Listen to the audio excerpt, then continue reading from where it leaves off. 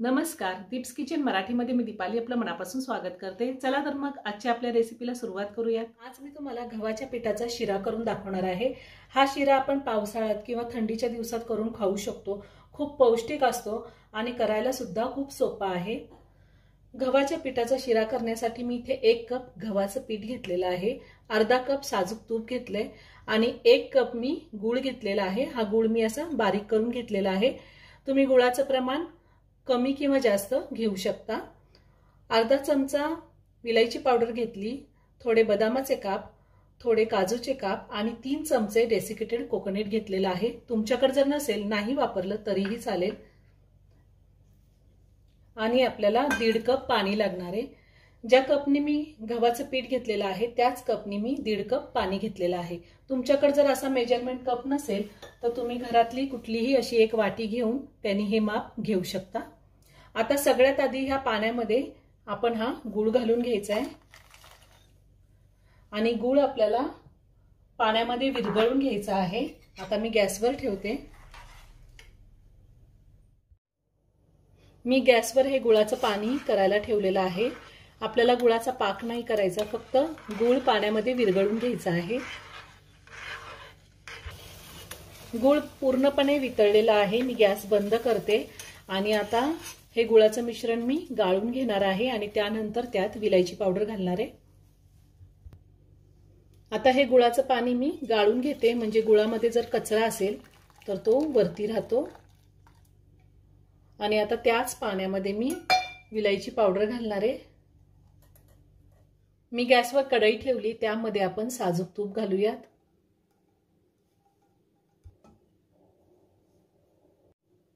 तूप वितळले, त्यामध्ये आपण गव्हाचं पीठ घालूयात।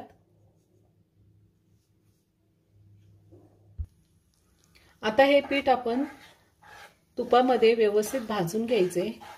गॅसची फ्लेम लो ठेवलेली आहे। लो फ्लेम वरतीच आपल्याला गव्हाचं पीठ व्यवस्थित भाजून घ्यायचे। गव्हाचं पीठ आपल्याला चांगला गोल्डन ब्राऊन रंग येईपर्यंत परतून घ्यायचे।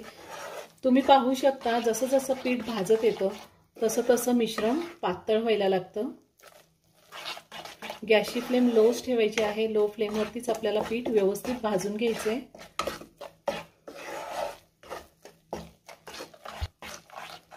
हा गव्हाचा शिरा मी गूळ घालून करणार आहे। तुम्हाला जर साखर घालून करायचं असेल तर सेम ह्याच प्रमाणात 1 वाटी साखर घेतली आणि ती पाण्यामध्ये विरघळून घेतली तरीही चालेल।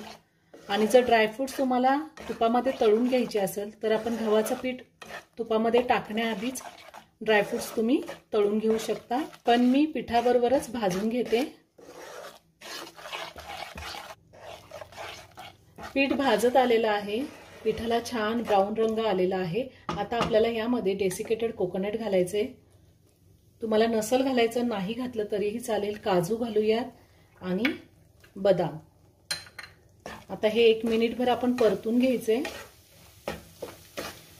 डेसिकेटेड कोकोनट घातल्यावर जास्त वेळ परतायचं नाही, फक्त 1च मिनिट परतायचे। 1 मिनिट झालेला आहे। आता आपण गुळाचं पाणी घालूयात। असं एकदम घालायचं नाही, थोडं थोडं करून घालायचे पाणी, नाहीतर अंगावर उडतं।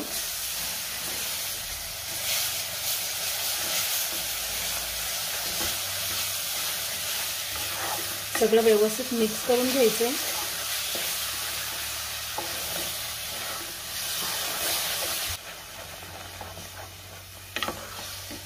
सगळं पाणी मी घातलेलं आहे। आता व्यवस्थित मिक्स करून घ्यायचे। आता गॅसची फ्लेम हाय केलेली आहे मी।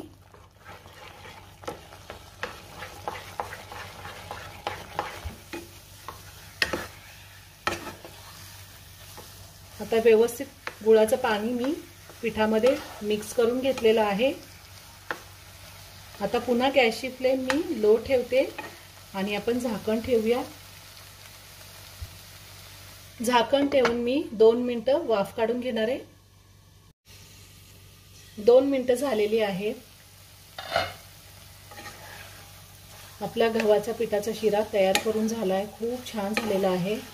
आता तुम्ही एका प्लेटमध्ये काढून घेते।